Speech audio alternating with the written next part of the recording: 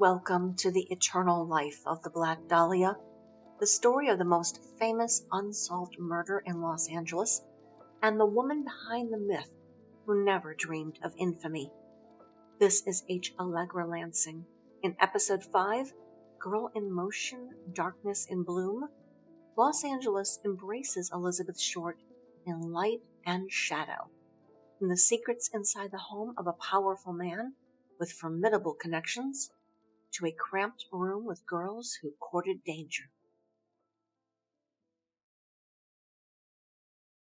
When we last left Elizabeth Short, she was drifting through Los Angeles in the late summer of 1946. A young woman in motion, she carried her life in a suitcase, moving from one temporary stop to another. She spent nights in modest hotels, sometimes in the spare rooms of acquaintances, sometimes in places that were little more than way stations for women who, like her, were trying to find their place in the sprawl of Southern California. She was polite and well-groomed, even in hardship, and though she left faint impressions on those she met, she always seemed to vanish before the impression could deepen. It was a precarious way of life, but it was also a strategy. Elizabeth had learned already that to be too fixed was to risk being discarded. Instead, she became adept at hovering in the space between stability and freedom. She was young, radiant, and charming enough to be invited in, but untethered enough that when things soured or promises fell through, she could walk away with little more than her suitcase and start again. When the Hawthorne apartments fell apart and she and her friend from Massachusetts, Marjorie, were forced out, they first stayed with two young men they'd met on Hollywood Boulevard. Bill Robinson and Marvin Margolis, both USC students, were living at the Guardian Arms, a luxury building in the small studio apartment rented by Robinson's aunt and uncle. Marjorie and Beth were there for 10 days, sleeping in the bed, safe. But Bill was afraid his family would evict him if they learned he allowed young women to stay, and so he asked Graham and Short to leave.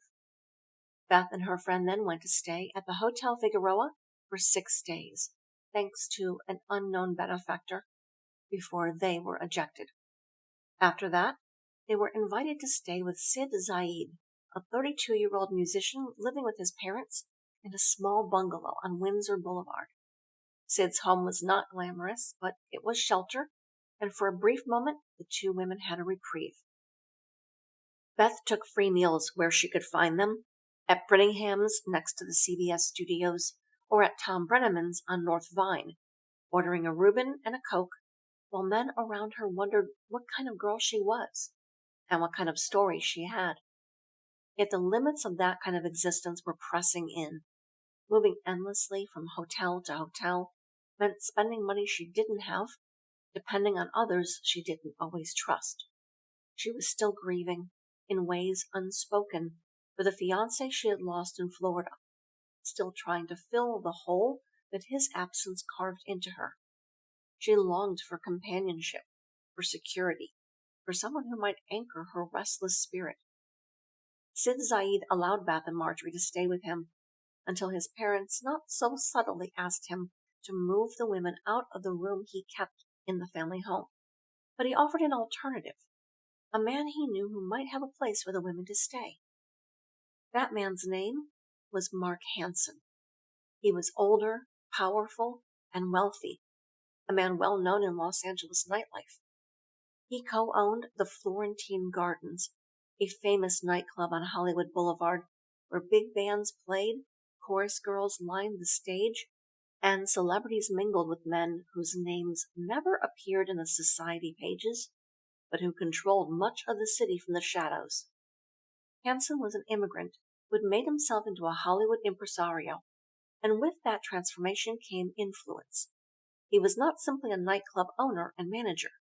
He was a gatekeeper to a world where fame and fortune brushed shoulders with danger and ruin.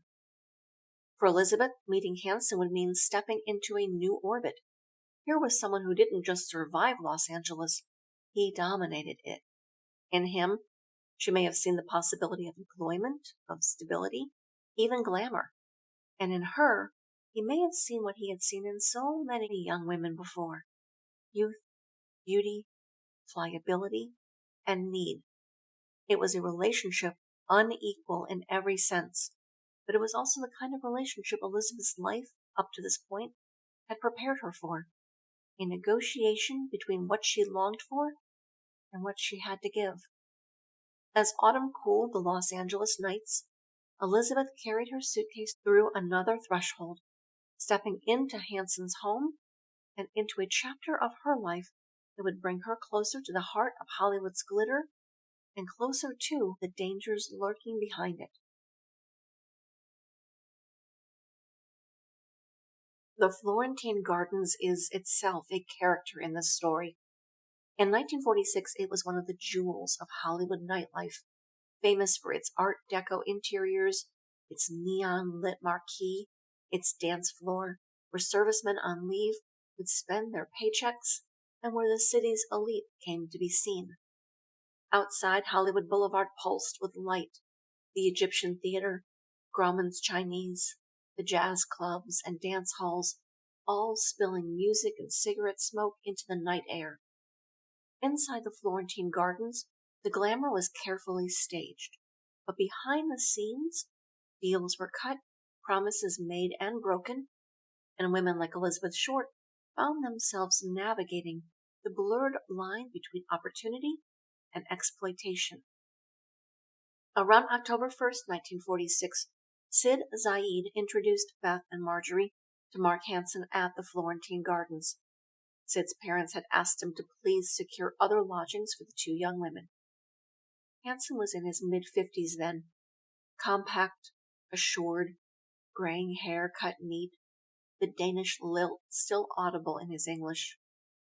Born in Aalborg in 1889, he had crossed the Atlantic as a teenager, worked on vaudeville circuits and theater fronts across the Great Plains, and eventually found the business that suited him best: nightclubs.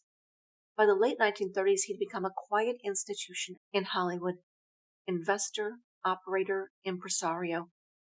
The Florentine Gardens on Hollywood Boulevard, the place where a young Yvonne DiCarlo made her debut in the chorus line before the film industry scooped her up, was a magnet for servicemen, tourists, socialites, and men who liked their evenings with a side of anonymity. Hansen understood the physics of a room, how to light it, fill it, and make people feel lucky to be invited. Mark was married to a former South Dakota farm girl and had children, but by 1946 he and wife Ida were separated and living in separate homes. The Carlos Avenue home was located right behind the Florentine Gardens, a perfect accommodation for the young women who worked at his nightclub and those that sought proximity to Hansen's access. It is rumored that Hansen had connections to organized crime, including to Legs Diamond and Bugsy Siegel, but frankly almost all nightclub owners would have had dealings with the underworld, yet they maintained an air of respectability and did not publicly associate with these figures. It is easy, decades later, to see Hansen only through the lens of suspicion. His name, embossed on an address book that later surfaced after Elizabeth's murder, found among the victim's possessions, guaranteed him a place in the long and tangled history of the case. But before he was a suspect, he was an influential man who offered Elizabeth a place to stay when she needed one. Beth and Marjorie moved into the Carlos Avenue home in early October. There were other girls there, including Anne Toth. Anne was an actress, and she lived at the Carlos Avenue home as almost a den mother to the other girls. She and Mark Hansen were friends, and only friends. But Anne was observant, and her memories of Elizabeth and her time at the home are some of the most detailed and consistent, giving us nuance and understanding of a young woman in desperate straits. On Beth's first night at Hansen's home, she placed a long-distance call to Texas, to Joseph Gordon Fickling, who was then training in the Lone Star State. She called presumably to ask for money. She did not tell Hansen she placed that call. She also still did not have her trunk, and desperately needed it. Ann Toth's boyfriend, Leo Himes, was married with an 8-year-old son. Mark let Ann stay with him, the one woman he did not flirt with, as a favor to Leo. And Ann had a 3-year-old daughter who stayed with her mother up in Modesto. Leo was the one who told Beth how to get her trunk out of hock from the Railway Express Company. On October 6th, Beth received a telegram from the company letting her know that her trunk was en route to Mark Hansen's. For about 2 weeks, Beth and Marjorie stayed at Carlos Avenue. The house was more backstage than home. Women came and went. Phones rang. If Hansen owned the home, Ann Toth was the cruise director. She'd had some small roles in films, a steady boyfriend, but her friendship with Hansen allowed her a special role in this home, where young women were permitted to stay at his discretion and under Ann's watchful gaze.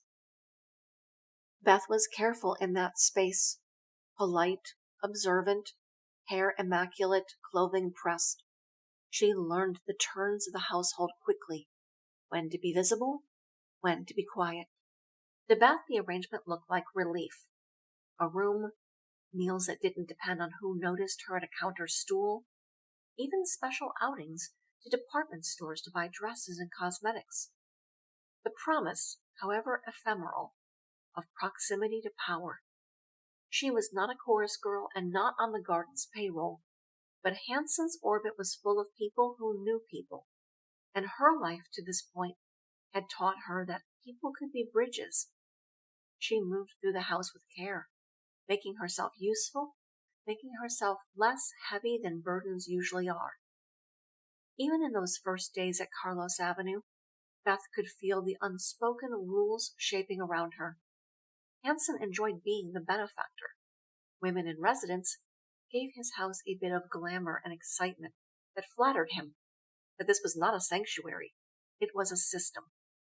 Bedrooms turned over. Favors balanced. Gratitude was expected to look a certain way. Thanks by way of shopping excursions. But Beth, who had perfected the art of presenting composure, was still her own person. She continued to step out, to meet men for meals and rides, to keep her small network alive beyond Hansen's walls. In those early weeks, Beth inquired about something small that would later become significant in the investigation.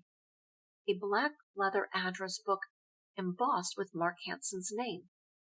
She asked Mark for it, or, seeing it was unused, simply took it.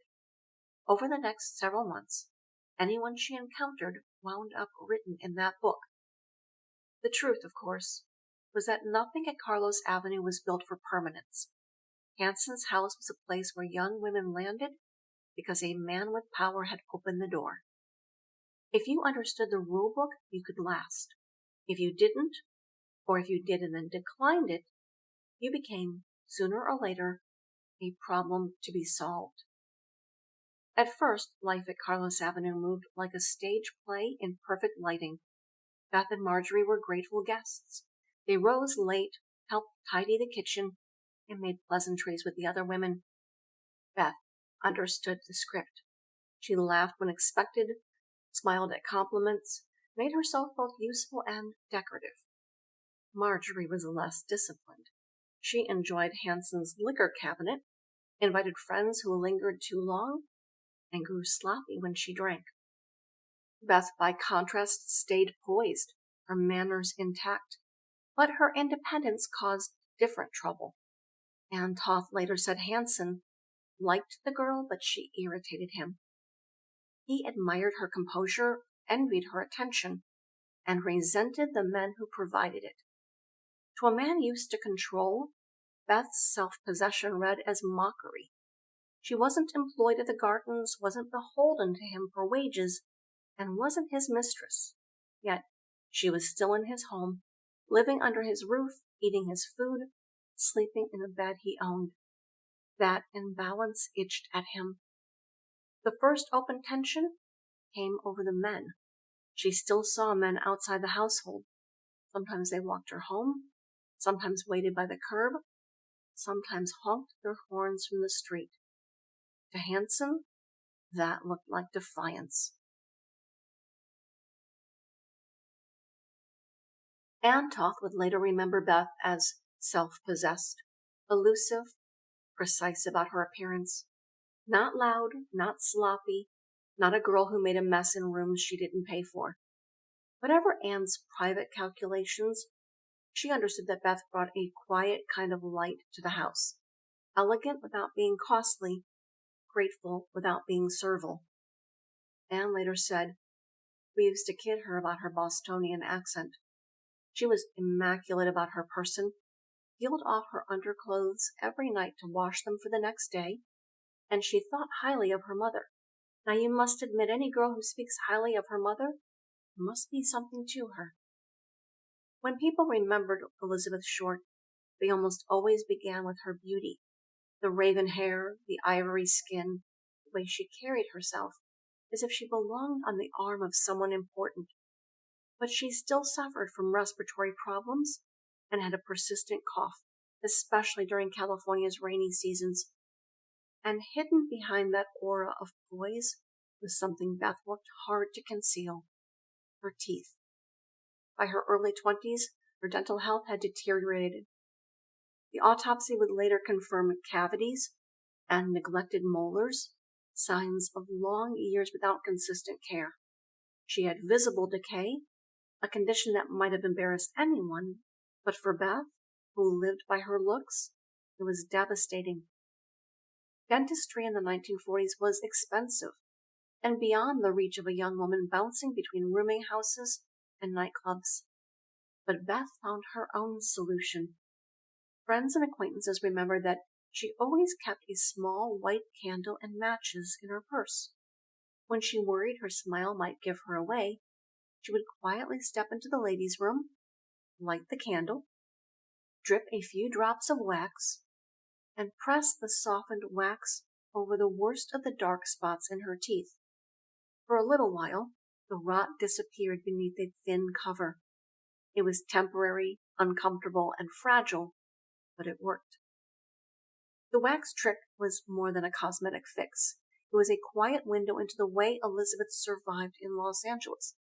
Just as she coated her teeth with wax to present a flawless smile, she reshaped her identity to move through the city.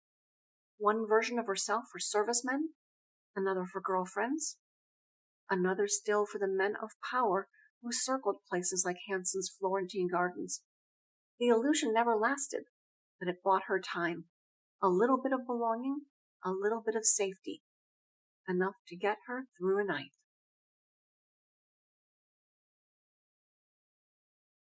Hansen noticed the men first. One evening he saw a figure waiting outside the Carlos Avenue house. Some undesirable-looking character, as he later told detectives, and his mood hardened. He accused Beth of bringing the wrong sort of people around. She apologized quietly, but refused to stop. Soon she was openly defying his house rules, inviting Marvin Margolis inside and telling Hansen he was her cousin. It was a lie, and Hansen knew it. Another night he confronted Marjorie about drinking. She laughed at him. From that moment forward, Hansen's generosity began to sour into judgment. In Hansen's world, affection was always conditional. A woman's place in his circle depended on gratitude, compliance, and her willingness to reflect his importance back at him. Beth did none of those things easily. Whether Hansen made advances toward her or not, more than one witness later claimed he did, and Beth told Anne that Hansen was trying to make her, that his jealousy made it impossible to bring boyfriends to the door. One of those boyfriends was Michael Anthony Otero, a man Elizabeth dated during her early stay at Carlos Avenue. Otero lived on Marathon Street near Los Angeles City College, was 6 years older than Elizabeth, and had once attended UCLA. He met her on Hollywood Boulevard and took her to dinner several times, driving her home afterward. At least once, Beth brought Otero to Hansen's house, something Mark Hansen deeply resented. Otero became one of several flashpoints as Hansen increasingly criticized what he called the caliber of men she associated with. Beth meanwhile told friends that every man she met was the one. The situation finally exploded on October 10th. Marvin had been inside the house again and violating the rules. Hansen demanded he go. Beth invited him back days later anyway. Anne didn't like Bill Robinson or Marvin either. Beth later confided to Anne that Marvin had tried to have sex with her, but she told him she was engaged and a virgin. Hansen, when he heard about that, found the situation disgusting. He told Anne he wanted nothing more to do with Beth personally, even though he continued to extend her small kindnesses. Then Marjorie drank up Hansen's liquor. That was the final straw. Hansen threw both girls out. Beth and Marjorie returned to Bill Robinson's apartment at the Guardian Arms, but it was cramped. Beth later told Anne that Bill tried to force himself on her and slapped her when she resisted, throwing her from his car. At dawn one morning, Anne found Beth and Marjorie sitting on Hansen's front steps. They had walked half an hour and were waiting for mail that wouldn't arrive for hours. They had likely been there all night. Then on October 22nd, Marvin drove Beth and Marjorie back to Carlos Avenue. Hansen and Anne were both there at the time and let them in. Both girls announced they were returning to Massachusetts. Beth had her suitcase with her. Marvin asked Mark if she could leave it there until she departed for back east. Hansen didn't object, but Beth never intended to leave. Later that same afternoon, she met photographer Glenn Carnes on Hollywood Boulevard and agreed to pose for him. They drove to John Marshall High School, where he photographed her, possibly the last pictures ever taken of her alive. That night, he drove her around Los Angeles trying to find a motel. None had vacancies. By morning, Beth had asked him to take her back to Carlos Avenue. Anne and Hansen were stunned to see her. Marjorie had boarded a train back to Cambridge, she told them, and she was afraid to be alone. Her suitcase remained there, and Beth picked it up, took it into a bedroom, and she just stayed. Hansen didn't fight it, but he did issue 2 conditions. No men, and she would clean the house. He bought her clothes again, bought her hats from Leo Himes, promised to pay for her dental care, escorted her to the Florentine Gardens. They acted like a couple. Hansen never pressed her for sex. Learning of her supposed virginity seemed to appeal to his need to possess her rather than consume her. But Beth kept meeting men.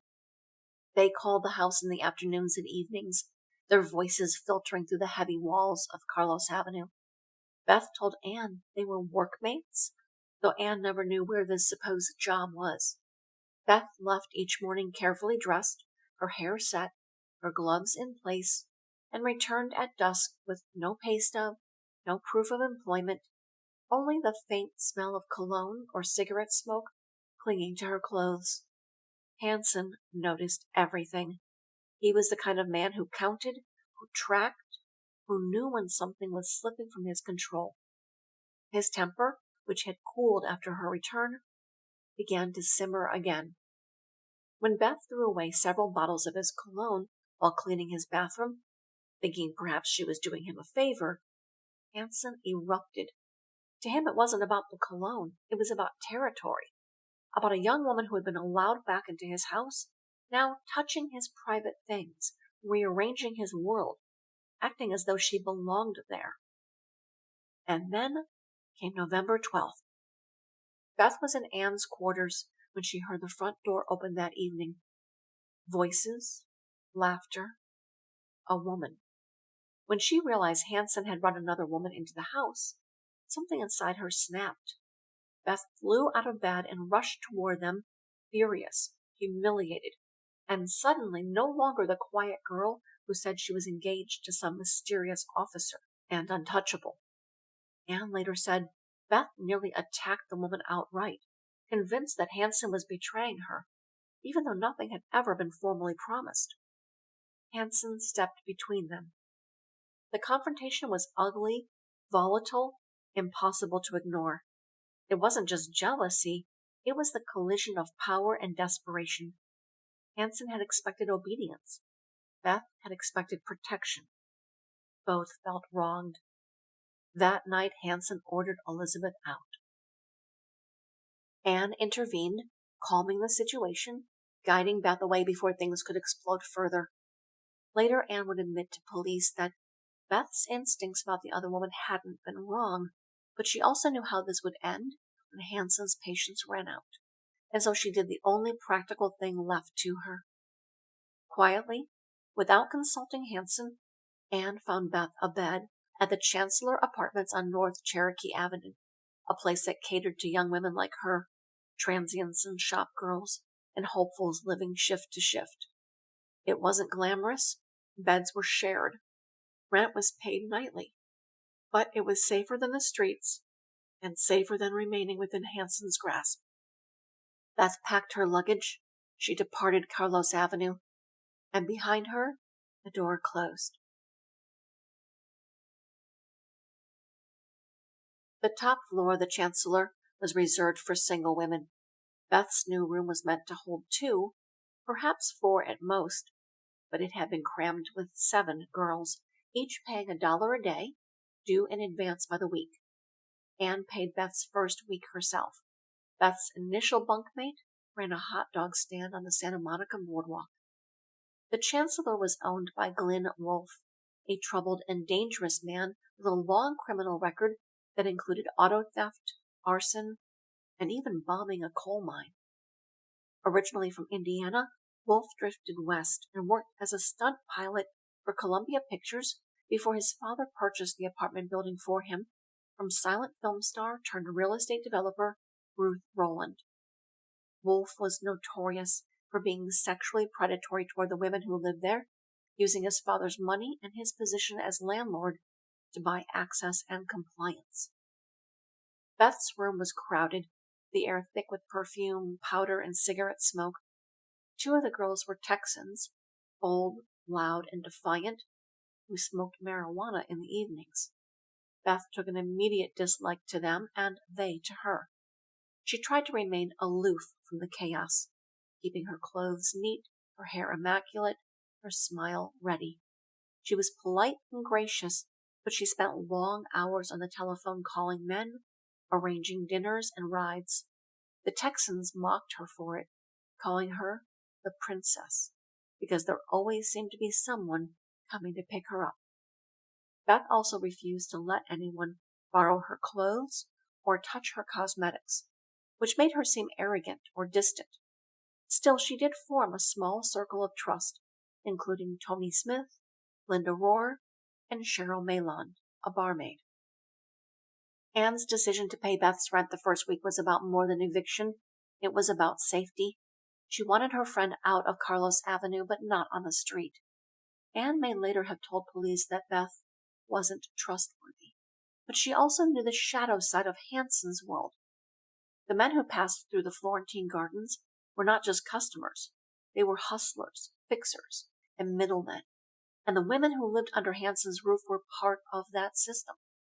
Beth had stepped outside it, too independent, too unpredictable, too self-directed to be managed. To Hansen, that was intolerable. The Chancellor was meant to be a new beginning, but it was really another holding pattern, another stage in Beth's ongoing performance of survival. She smiled, dressed carefully, told stories about going home, about finding work, about meeting someone who might marry her. Underneath the lipstick and polite laughter was the same fragile hope that she could belong without surrendering herself to someone else's control. For a while, she almost managed it. One of the ways Beth supported herself during this period was through men. She went on dates with men who could buy her dinner, give her rides, or slip her a few dollars. In post-war Los Angeles, this was common, especially for young women without families or steady jobs. But for Beth, it became her primary means of survival. People remembered her in bars and cafes, ordering soda water, her rose tattoo glimpsed on her thigh when her skirt shifted, her dark hair glossy, a flower tucked behind her ear. She knew how to draw attention. Men noticed her. They offered meals, drinks, promises. She accepted what they gave. Whether she returned their affections or merely played the part, the outcome was the same. Another day of security, another night without hunger. To her girlfriends, she described these outings as dates or romances, but the reality was more transactional. Beth wanted more than casual attention. She wanted marriage, permanence, a home. Until that appeared, she survived on dinners, gifts, and the occasional $10 bill pressed into her hand. Some men found her enchanting. Others, after a date or two, found her elusive or frustrating. But Beth kept them spinning. One of the men she corresponded with was Air Force Lieutenant Stephen Wolak. In one of her letters to him, she hinted at marriage. In his reply, later discovered after her death, Wolak wrote, "You have to be in love with the person before it's a safe bet," gently acknowledging that what she felt was infatuation, not love. Despite all of this, there is no real indication that Beth was a tease. No one who knew her well said she made promises she didn't intend to keep.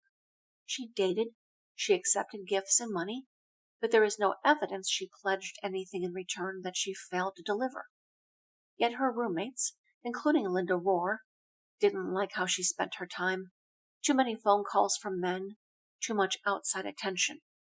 They later named a man called Maurice as her steadiest companion during her stay at the Chancellor. Beth also continued seeing Marvin Margolis into late November. Coincidentally, Marvin married a woman from his hometown of Chicago on November 26th. By the autumn of 1946, Beth was becoming a known figure in certain corners of Los Angeles. Not famous, not the Black Dahlia that headlines would later immortalize, but recognizable. Regulars in certain cafes, drugstores, and nightclubs began to notice her. To some she was charming, to others unreliable, but always unforgettable. Later, the press referred to her as a model and a starlet. She did some modeling for student photographers. The shoot at Marshall High School by Glenn Carnes is notable. She also was known by some of the staff at NBC and CBS studios, where television and radio programs were filmed. She came by, chatted them up. She attended radio shows nearly every evening as an audience member, a safe place to be between dusk and midnight. But there is no evidence she actually tried to secure work as an actress or professional model. She never had a screen test. She never even applied to be an extra. Yet she was seen around town to all the places young wannabes would frequent, including the Pantages Theater at Hollywood and Vine, wanting to be seen, hoping perhaps for a miracle. In this period, Beth's relationship with truth became increasingly fluid. She told stories to suit the moment. To one man, she was a grieving fiancée, a woman whose tragedy made her fragile and in need of protection. To another, she was a young woman pursuing acting, just waiting for her chance. She told some she was working in Burbank or hoping to get a job there. To others still, she was simply a charming companion, happy to share a meal and conversation. These performances were not malicious. They were survival. Her currency was her presence, her beauty, her ability to draw sympathy and attention. Storytelling became her way of shaping the world around her, of bending circumstances to fit her needs. It was a pattern that began in Florida, in the story she told about Matt Gordon, and it deepened in Los Angeles, where survival demanded constant reinvention. During the latter part of 1946, one of Beth's regular haunts was the Crown Grill and Jewel Room at 427 West 8th Street in downtown Los Angeles. Ann Toth and Leo Himes frequented it, and Beth would sometimes wander there, hoping to run into them, especially when she needed to get out of the Chancellor. Ann brought Beth her mail there on occasion, and even gave her a ride downtown a few days before Thanksgiving. Beth told Ann she was looking for her school teacher friend Michael Otero, and possibly for work. In fact, it was Otero who provided the money for her second week's rent at the chancellor. At the end of November, police showed up to the chancellor when someone reported the Texans smoking marijuana on the property. The police found a joint, although it appeared to be unsmoked. But the experience was very triggering to Beth, reminiscent of her experience being arrested a few years before in Santa Barbara for underage drinking. Despite her lifestyle, her cravings, her wanderlust, Beth didn't court trouble with the law. During the first days of December, Beth visited her friend and hairdresser, Alex Constance, a 44-year-old stylist and occasional actor who hennaed her hair. Constance later told police he had seen a jealous suitor pick her up, a man she feared but was afraid to break up with, driving a 1937 black sedan. He referred to the man as a Marine. The dangerous game Elizabeth Short was playing was catching up with her quickly. Soon she would lose what little safety net remained. The chancellor was never meant to be permanent. Ann Toth had paid Beth's first week, and Santa Monica College Spanish teacher Michael Otero paid the second. Meanwhile, Joseph Gordon Fickling was still in Texas and nearing discharge from the Army. Beth told him by phone that she might join him there, but he cautioned her that he wouldn't be staying long. By December 5th, the third week's rent was due, and Beth was out of money. Property manager Juanita Ringo came to collect and found a young woman who looked utterly spent. I felt sorry for her, even when she got behind on the rent, Ringo later said. She looked tired and worried. Sympathy, however, didn't change the rules. When Beth couldn't pay, Ringo took her suitcases as collateral. Elizabeth did what she always did when the ground gave way beneath her. She called Carlos Avenue, crying. Anne came to pick her up and brought her back to Hansen's house. Beth was visibly shaken. She told Anne about the recent police raid and the arrest of the two Texans from her room. The arrests had stirred up her old fear of being labeled bad, a criminal. Memories of her own Santa Barbara arrest flooding back. Beth told Anne she had met another flyer who lived near the Burbank base and might help her find a job. She and Anne were sitting on the porch when Mark Hansen arrived home early that evening. "What's wrong with you now?" he asked. Beth spoke again of the Texans and their arrests, of her fear of being caught up in something ugly. She asked if she could move back in. Hansen was firm. She could not. Hansen was irritated. Since he had evicted her, he had received his phone bill with the charge for her call to Fickling weeks earlier. He confronted her. She deflected. The tension rose quickly, and Hansen announced that he was going to drive her back to wherever she was staying. As Beth stood to go, Anne quietly took a tan winter coat from her own things and draped it over the younger woman's shoulders. The nights had turned cold.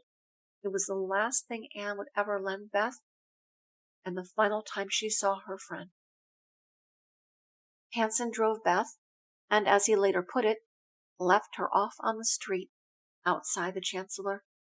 He was surprised to see that she was staying somewhere that looked semi-respectable. He had no idea Anne had arranged and paid for the room. When he returned to Carlos Avenue, he told Anne that Elizabeth had said she planned to go north to Oakland for the holidays to visit her older sister. The idea pleased Anne, who herself would be in Berkeley and Modesto at Christmas.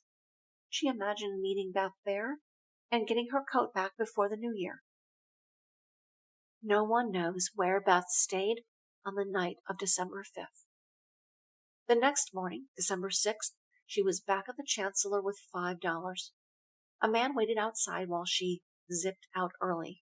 As roommate Linda Rohr remembered, came back with the cash, paid Ringo, and packed in a hurry. "I've got to hurry, he's waiting for me," she told Linda. That man was almost certainly Carl Balsiger. Balsiger was a baker-turned-salesman in his late 20s, employed by Marwin Dairy Products, a distributor of frozen orange juice. He had been honorably discharged from the military and had once been accused of assaulting 2 different women, though never convicted. He told authorities later he met Elizabeth Short that morning at a real estate office on the Sunset Strip, a claim that has never been independently verified, and offered her a ride as he headed north to Camarillo for a sales deal at his bakery, newly opened with his partner Walter Thackeray. According to Balsinger's account, he met Beth on the 6th, drove with her to Camarillo, and returned the following day with Thackeray. He intimated that he and Beth stayed that night at Thackeray's farmhouse. The following evening, he said he rented a motel room for her on Yucca Street in Hollywood. Detectives later failed to find a registration, but Beth often used aliases, so the absence of Elizabeth Short on a ledger proves little. The next day, December 7th, when Anne called for Beth at the Chancellor, she was told her friend was gone. When Elizabeth Short walked out of Mark Hansen's Carlos Avenue house in mid-November, something between them had fractured. The arrangement had always been an uneasy one. He was a man who collected women like furniture, beautiful pieces arranged to reflect his status, and she was a young woman still testing out her identity in Los Angeles. She wanted shelter, yes. She wanted meals, a roof over her head, the comfort of someone who seemed powerful and bought her pretty things. But she also wanted freedom, the right to choose who she spent her time with, who she went to dinner with, who she allowed close. Anne Toth would later suggest Hansen had feelings for Elizabeth, though what kind of feelings is difficult to untangle. He was possessive, that much seems clear, and he didn't enjoy that Beth had her own orbit, a constant parade of phone calls, dinners, and dates outside his control. To some, this was evidence that Beth was using him. But seen another way, it was Beth insisting she could not be controlled. Hansen may have tolerated her at first, even admired her independence, but in his world, women who didn't follow his rules didn't last long. Beth's time at the Carlos Avenue house was a brief interlude, long enough to leave behind memories and to take that address book, embossed with Hansen's name, that she later used to track her benefactors and connections. After her murder, its return to the Los Angeles Examiner would give the story another jolt of mystery, but at the time, for Elizabeth, it was simply a record keeper, a way to keep her contacts, her tenuous lifelines, in order. What we can gather from this chapter of her life is how fragile her foothold in Los Angeles truly was. She had begun to understand the city's rules. Beauty opened doors, but only for so long. Independence drew attention, but also resentment. And generosity, when it came, was always conditional. On December 8th, the next chapter of her life began with a bus ride south to San Diego. In leaving, she may have hoped to find something else, a quieter place, a safer connection, maybe even a moment of rest. But as with so many of Elizabeth Short's decisions, it was not escape she found, only another detour on a journey that was leading her closer to the end. She had run out of money at the Chancellor, and the landlady kicked her out, keeping her suitcases. Beth got money, likely from Carl Balsinger, returned to the Chancellor, paid for her previous week's rent, got her luggage, and left on December 8th. In the next episode, Refuge by the Sea, we follow Elizabeth Short to San Diego, where she found safety with a generous family, where she continued to meet new strangers, where her fears seemed to overtake her, and where her final week of life began. Thank you for listening to the eternal life of the Black Dahlia. Every time we speak her real name, we return a fragment of humanity to a woman the world remembers only for the way she was murdered. This is H. Allegra Lansing. Until next time, may we remember Elizabeth Short not for how she was found, but for how she lived, and how deeply she longed to be seen. The series is based on historical records, contemporary reporting, and archival research, all writing and narration by yours truly. Theme music is Black Screen by Ketsa. Link in show notes.